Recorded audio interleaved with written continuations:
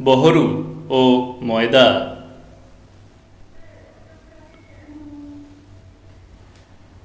রায়মঙ্গল কাব্যের কবি বলেছেন ইনভার্টেড কমায়, সঘনে দামামা ধ্বনি শুনি রায় গুণমণি, বড়ুক্ষেত্র বাহিল আনন্দে, বারাসাতে উপনীত হইয়া সাধু হরষিত, পূজিল ঠাকুর সদানন্দে।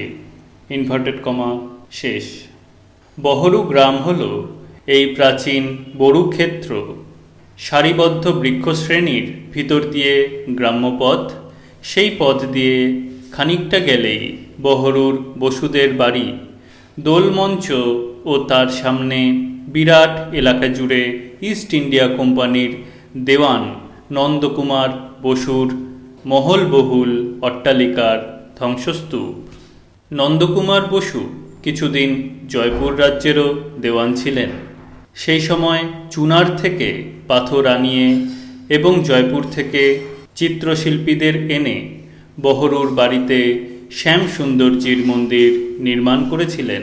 বসুদের বাড়ির ভিতরে শ্যামসুন্দর মন্দিরের গায়ে যে দেয়াল চিত্র আছে তা বৈষ্ণব ভাবপ্রধান এবং লক্ষ্য করলে পরিষ্কার বোঝা যায় খুব ওস্তাদ শিল্পীর আঁকা।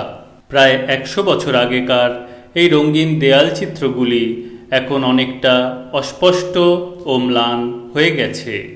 রেখার ভাবলীলায়িত ভঙ্গি, তুলির টান ও সূক্ষ্মতা দেখে জয়পুরের সুদক্ষ শিল্পীর ঘরোয়ানার কথা মনে পড়ে। বহরু বাজারে বসুদের প্রতিষ্ঠিত শিব মন্দির আছে। খোঁজ করে জানা গেল যে বড়ু গ্রামে ধর্মরাজ আছেন এবং রীতিমতো জাগ্রত ধর্মরাজ। বহরু বাজার থেকে দক্ষিণ দিকে প্রায় আধ মাইল ভিতরে ধর্মরাজের মন্দির। ইটের তৈরি সাধারণ বাংলা মন্দির নয়, অতি সাধারণ একখানি টালির ছাওয়া মাটির ঘরে ধর্মরাজ প্রতিষ্ঠিত। একসময় খড়ের চালাঘরেই ছিলেন। বাংলাদেশে বিশেষ করে পশ্চিমবঙ্গে ধর্মঠাকুরের মূর্তি সাধারণত কুর্ম মূর্তি দেখা যায়। 24 পরগনার মধ্যেও দু একটি গ্রামে এখনও ধর্মঠাকুর কুর্ম মূর্তিতে পূজিত হন। বহরু ও তার আশেপাশের গ্রামে ধর্মরাজের যে মূর্তি দেখলাম তা আমার কাছে বিশেষ গুরুত্বপূর্ণ বলে মনে হয়েছে। বহরুর ধর্মরাজের মূর্তি বিরাট পুরুষ মূর্তি। উপবিষ্ট অবস্থায় মূর্তির উচ্চতা প্রায় 5-6 ফুট। চোখ বড় বড় গোলাকার, গোঁফ পাকানো লম্বা, মাথায় সাপের ফণা একটি। ডান পা মুড়ে বাম পায়ের উপর রেখে ডান হাত অভয় মুদ্রার ভঙ্গিতে তুলে উপবিষ্ট। গায়ের রং ঘন সবুজ, কানে ধুতরার ফুল। মন্দির বা ঘরের তুলনায় মূর্তিটি এত বড় যে হঠাৎ দেখলে ভয়ে যে কেউ চমকে উঠবেন। ধর্মরাজের মূর্তির পাশে একটি ক্ষুদ্র শিবলিঙ্গ আছে। ধর্মরাজের পূজারী যোগী সম্প্রদায়ের লোক এবং যোগী পূজারীর গৃহের সংলগ্নই ধর্মরাজ মন্দির। বৈশাখী বুদ্ধ পূর্ণিমায় পূজা ও উৎসব হয় জাঁক করে, বহু লোকের সমাগম হয়। একজন যোগী প্রৌঢ়া রমণীর সঙ্গে অনেকক্ষণ কথাবার্তা বললাম ধর্মরাজ সম্বন্ধে। বহুকালের প্রাচীন ধর্মরাজ, কতকালের তা তিনি জানেন না। বংশ পরম্পরায় তাঁরা পুজো করে আসছেন। খোঁজ করে জানা গেল বহরুতে এখনও প্রায় 10-15 ঘর যোগী সম্প্রদায়ের লোকের বাস আছে। অধিকাংশই ছোট ব্যবসায়ী ও দোকানদার। ধর্মরাজ তাঁদেরই প্রধান পূজ্য দেবতা। ধর্মরাজের এই ধরনের মূর্তি আশপাশের দক্ষিণ বারাসত, ময়দা প্রভৃতি গ্রামে দেখলাম। সর্বত্র নাম ধর্মরাজ। এদিকে সোনারপুরে রাজপুর গ্রামে কুর্মমূর্তির এক ধর্মঠাকুর আছেন, কিন্তু সবচেয়ে উল্লেখযোগ্য হল বহরুর পুরুষ মূর্তি ধর্মরাজের মতন আর এক দেবতা আছেন মজিলপুরে, নাম বাবা ঠাকুর। বাবা ঠাকুর ও পঞ্চানন নামে অনেক লোকদেবতা 24 পরগনায় ও হুগলি হাওড়া জেলায় আছেন। তাদের মূর্তি সাধারণত রক্তবর্ণ। তাছাড়া বহরুর ধর্মরাজের সঙ্গে অন্যান্য দিক থেকে সাদৃশ্য আছে। এর ভিতর থেকে উত্তরকালে ধর্মঠাকুরের ক্রমপরিণতি সম্বন্ধে যেন একটা আভাস পাওয়া যায়। পশ্চিমবঙ্গের রাঢ় অঞ্চলের সাধারণ লোকদেবতা ধর্মঠাকুর ক্রমে বর্ধমান, হাওড়া, হুগলির ভিতর দিয়ে ভাগীরথীর তীরে এসে নিম্নবঙ্গে বাবা ঠাকুর ও পঞ্চাননের কলেবর ধারণ করে অবশেষে আমাদের সর্বশ্রেষ্ঠ গণদেবতা শিব মহাদেবে রূপান্তরিত হয়েছেন। কূর্মমূর্তি পরিত্যাগ করে তিনি শিবলিঙ্গ ও মহাদেবের মূর্তি ধারণ করেছেন। বহরুর ধর্মরাজ মূর্তি তারই সাক্ষী দিচ্ছে নাকি? বোঝা যায় ধর্ম সম্প্রদায়কে এককালে শৈব সম্প্রদায় আত্মসাৎ করে ফেলেছিলেন এবং নিম্নবঙ্গ সেই আত্মীকরণের অন্যতম কেন্দ্র ছিল। সন্ধিক্ষণের এই সংস্কৃতির দ্বন্দ্বের প্রমাণস্বরূপ বহরুর ধর্মরাজ বিরাজ করছেন এবং তার পাশেই রয়েছেন শিব। আত্মসাতের পূর্বাবস্থা, তারপর ভিন্ন নাম গ্রহণ, বাবা ঠাকুর ও পঞ্চানন, কিন্তু শিবের বেশ ধারণ করে তারপর গণদেবতার জয় বা শিবের জয় জয়কার। 24 পরগনার মথুরাপুর লক্ষ্মীকান্তপুর রেলপথে বহরু স্টেশনের পশ্চিমে বরু, পূবে ময়দা গ্রাম। গ্রামের ভিতর দিয়ে প্রায় 1 ক্রোশ পথ হেঁটে ময়দা পৌঁছতে হয়।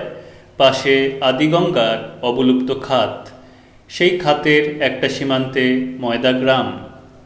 কালীঘাটের কালী মন্দিরের মতন ময়দার বিখ্যাত কালী মন্দিরও আদিগঙ্গার তীরে প্রতিষ্ঠিত। শিবনাথ শাস্ত্রী তাঁর আত্মচরিতে মজিলপুরের কথা বলতে গিয়ে ময়দা গ্রামের উল্লেখ করেছেন। তিনি বলেছেন, ইনভার্টেড কমায়, প্রাচীন বাংলা কাব্যে ও পর্তুগিজদের যাত্রা বিবরণে ময়দা নামক একটি গ্রামের উল্লেখ দেখা যায়। এই মজিলপুরের কয়েক ক্রোশ উত্তর পূর্বে ময়দা নামে এক গ্রাম এখনও বিদ্যমান আছে। গ্রামের পার্শ্বে মাঠে মাটি খুঁড়িতে খুঁড়িতে ভগ্ন জাহাজ ও বোটের নিদর্শন স্বরূপ অনেক দ্রব্য পাওয়া গিয়াছে। তাহাতেও অনুমান হয় এক সময় এই পথে জাহাজাদি চলিত। ইনভার্টেড কমা শেষ। জাহাজ চলত খুব বেশি দিন আগে নয়, মহারাজা প্রতাপাদিত্যের আমলেই এই পথে রীতিমতো জাহাজ চলাচল করত। গঙ্গার মজা গর্ভে পুকুর খোঁড়ার সময় তাই জাহাজের ভগ্নাবশেষ পাওয়া আশ্চর্য নয়।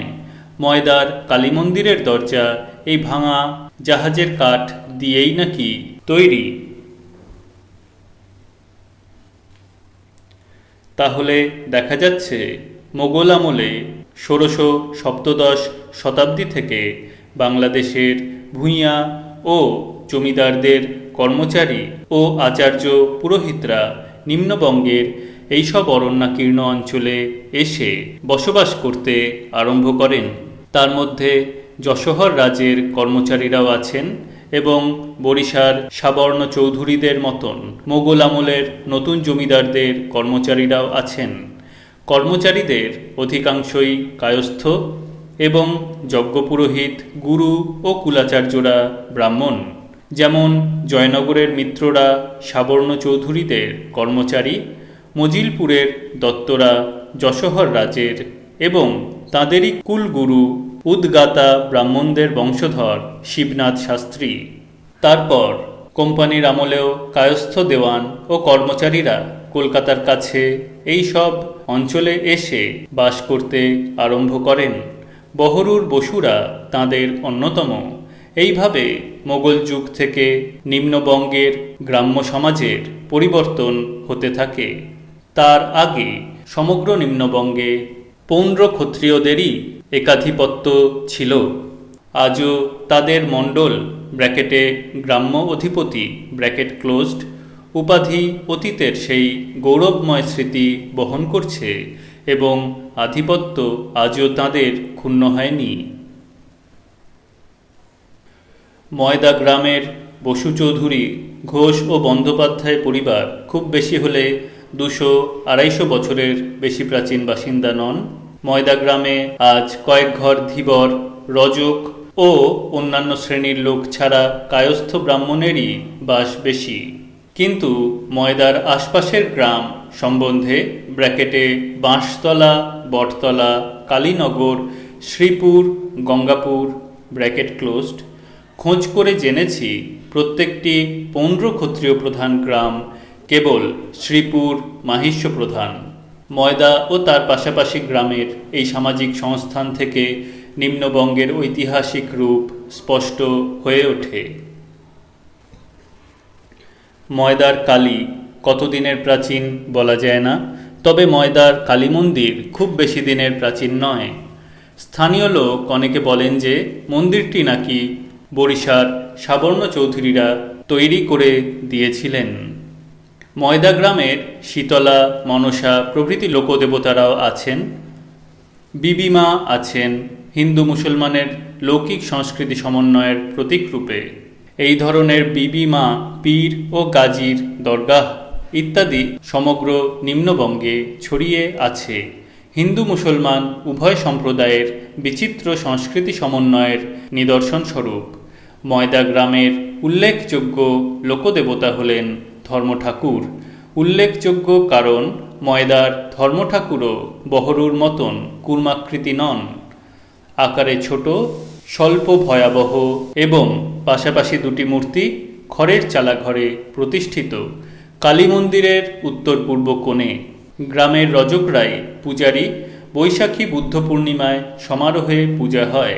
বাবা ঠাকুর অথবা পঞ্চানন নামে পরিচিত দেবতার মতন মূর্তি, অথচ ধর্মরাজ।